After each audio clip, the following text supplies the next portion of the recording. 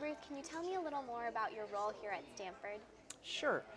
Stanford has been highly successful in research by any metric that you can possibly imagine. But Stanford's research efforts in terms of the computing infrastructure that has supported research have until now been extremely siloed and very distributed across the campus. So my unit was started almost 2 years ago now as a joint initiative of the Dean of Research and the head of IT services at Stanford to try to provide people and infrastructure to help, if not centralize, at least coordinate some of the computing and data storage and networking infrastructure upon which all of this research at Stanford is based. And so we provide high-performance computing clusters, data storage systems, file systems, and people to help you use that for any researcher at Stanford. I see. And what are some of the challenges that come to developing the infrastructure for research in big data?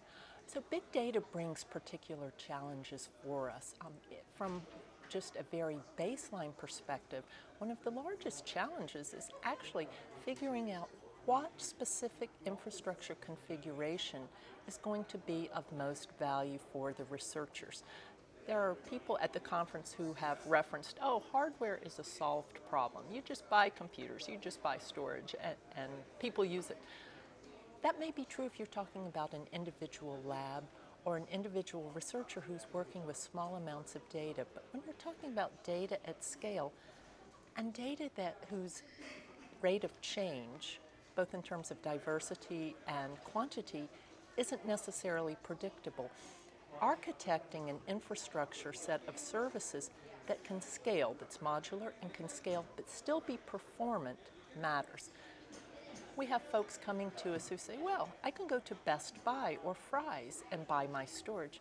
You can, but when you're working with data at scale and you're working with research teams that are larger than one person, that inexpensive, cheap little storage that you might get at Fry's just doesn't make any sense. So we have to understand the kinds of research data that are being used, the formats they're in, the type of analyses that people might want to do in order to come up with a baseline infrastructure that will work for them. And that's a real challenge because what they want to do with the data changes, perhaps from not quite day to day, but from month to month.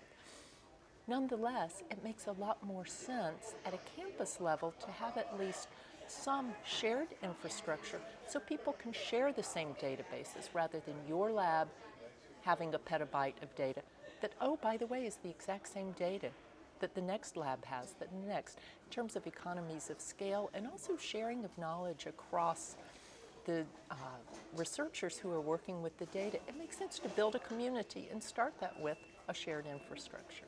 Right. And does cloud storage play into this picture at all? That's a great question. One of the tremendous appeals of the cloud is that from the researcher's perspective, they don't actually have to worry about, and from the infrastructure perspective, I wouldn't have a job, how rapidly or how well storage scales, because the cloud is, from the perception of the researcher, infinite. Infinite compute, infinite storage. Thank you so much for your time and for speaking with us. You're welcome. Thank you.